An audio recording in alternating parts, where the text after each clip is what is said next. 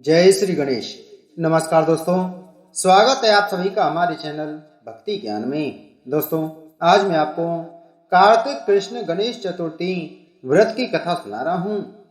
पार्वती जी कहती हैं कि हे भाग्यशाली लंबोदर, भाषणकर्ताओं में श्रेष्ठ कार्तिक कृष्ण चतुर्थी को किस नाम वाले गणेश जी की पूजा किस भांति करनी चाहिए। श्री कृष्ण जी ने कहा कि अपनी माता की बात सुनकर गणेश जी ने कहा कि कार्तिक कृष्ण चतुर्थी का नाम संकटा है।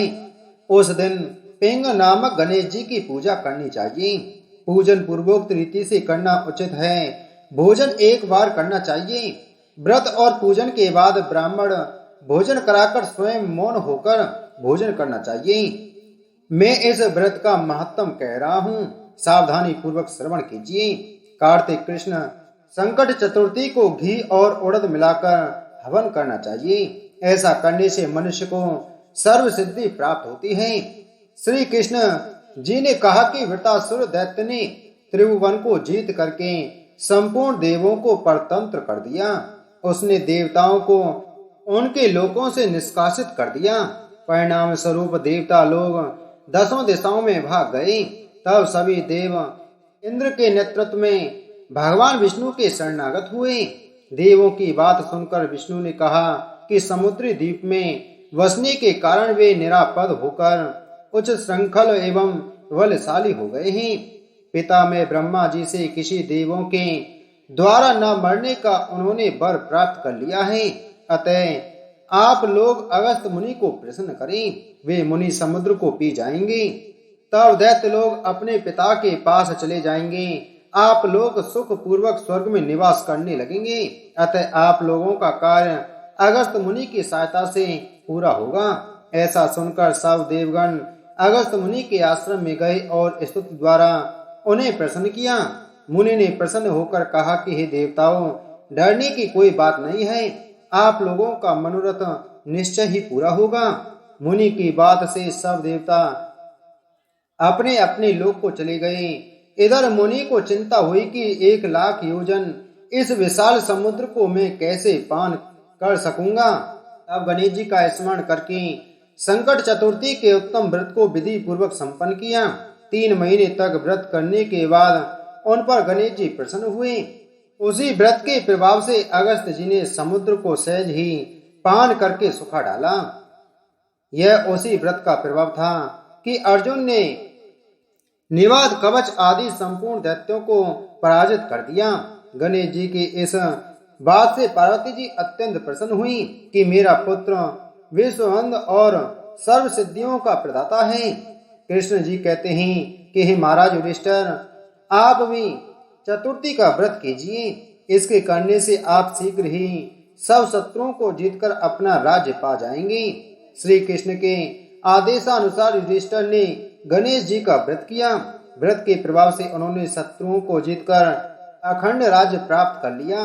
केवल कथा श्रवण करने से ही हजारों अश्वमेघ और सैकड़ों वाजपेयी यज्ञ का फल प्राप्त होता है। साथ ही पुत्र पौत्र आदि की वृद्धि भी होती है। बोलो गणेश भगवान की जय। एक गांव में सुरेश और उमेश 2 कुबड़े साथ साथ रहते थे। सुरेश बहुत धनी और उमेश बहुत गरीब था। दोनों में गहरी मित्रता थी तथा दोनों ही गणेश जी के परम भक्त थे। एक दिन उमेश ने सुरेश से कहा, मैं तुम पर बोझ बनकर नहीं रहना चाहता हूँ। तब सुरेश ने कहा, ऐसा करो, तुम मेरे काम में हाथ बटा दिया करो। उमेश ने उसकी बात रखते हुए हर काम में सहयोग करना प्रारंभ कर दिया। धीरे धीरे सुरेश उमेश से बहुत अधिक काम करने लग गया। वह अपमान भी करने लग गया, व्यवहार भी रुका हो गया। एक दिन दुखी होकर उमेश वन में चला गया। उसने अपने आराध्य गणेश जी को याद किया। गणेश जी पहले से ही उमेश की अवस्था से परिचित थी। वे एक यक्ष का रूप धरकर उमेश के समक्ष प्रकट हुए। उस पर दया कर उन्होंने उसे एक सोने के सिक्कों से भरी थैली दी और कहा, यदि सदैव अच्छा आचरण करोगे तो तुमको इस थैली से हर आवश्यकता के समय सिक्के मिलते रहेंगे। यह कहते हुए उसकी पीठ पर हाथ फेरा। इससे उसकी कुबड़ गायब हो गई। जब उमेश घर गया तो उसने सारी बात सुरेश को भी बता दी। सुरेश के मन में लोभ जागा, वह भी जंगल में गया, गणेश जी को याद किया। यक्ष रूप में गणेश जी उसके सामने प्रकट हुए। गणेश जी उसके मन के लोभ को जानते थे।